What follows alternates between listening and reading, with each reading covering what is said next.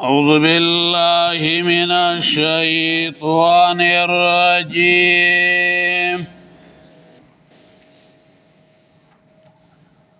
بسم الله الرحمن الرحيم. وإن أردتم أو كچري غواليا استبدال زوجنا بدلولو ديوي خزي مكان زوج پزید بل خزی واتیتم احداهن قنطارا او تاسو ورکلی ویتنتا قنطارا ولی خزانا فلا تاخذوا منه شيئا ماخلیو داغنا حصه اتاخذونه آیتاسو اخلی اغیلرا بهتانا پدروغ و اسما مبینا پا گناہ کار سرا. پا دی آیت کی دا بل حکم دے چکه تاسو کلکا اراده کلیوی چه دا خزه می زړه شوی دا او راشه دا به پرېږدمه د دې ښځې نه به مهر والمه او د هغې په ځای باندې به بیا بله ښځه هغه به وکم سره د دې نه چې دې ښځې بېحیې ته راتګ نه دی کلی نو ته چې دا کم کار کې نو دا تو ظلم او زیاته کې په دې ښځه باندې فلا تاخذوا منه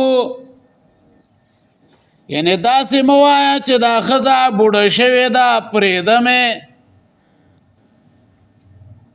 مهر به ترېنه والم او په دې باندې به بل واده هغه به وکمه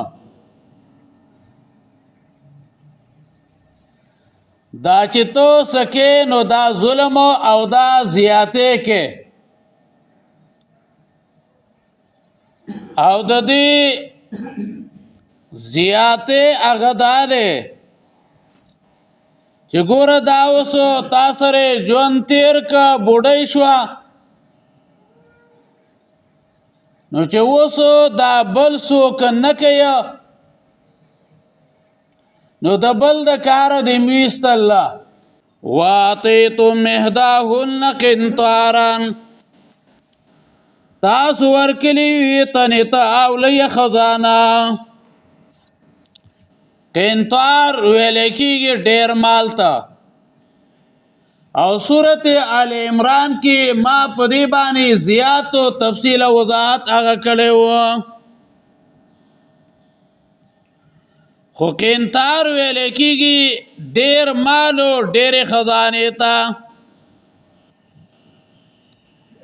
او د دې اندازه 1200 اوقیه هغه ښودلی شوې ده او ځینې علما وایي چې 12,000 اوقیه دې ته ویلی کېږي قنطار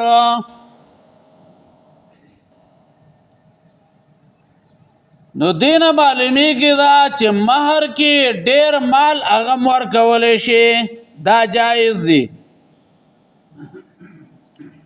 خو لیکن د نبی علیه صلات وسلام طریقه دا وه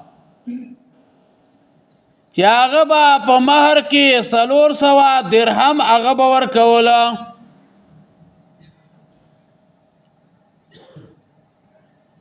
بیا یو ځل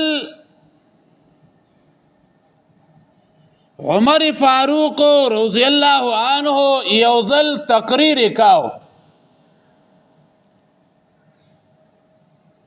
او دا ویلو تقریر کې چې تاسو د زنانو مهرونو کې ډیرواله کړی دی او حال دا چې د نبی له سلام او د نبی له سلام د ملګرو 400 یا د دینه کم مهرونه هغه مقرر کړیو خو که دا د الله په نیز باندې تقوا وې کرامت وې نو تاسو به د هغوی نه دې ته مخکېوالی نه وې کلی خو لیکن دا کار و تقوا پرهیزګاري کرامت و دا نه دی کله چې عمر فاروق منبر نه راکوشو نو یو زنانه ویله اے عمر فاروق الله رب العزت وی واتیتم احداهن قنطارا الله وی ډیر ورکا او ته چیرې جی ته ولی منکه او حال دا چې قران کریم کې راغلی دی چې ډیر ورکي نو عمر فاروق رضی الله عنه ویل اللهم اغفر غفر كل الناس يبقه من عمر اے الله بخنه وکړه ټول خلق د عمر نه ډیر په هده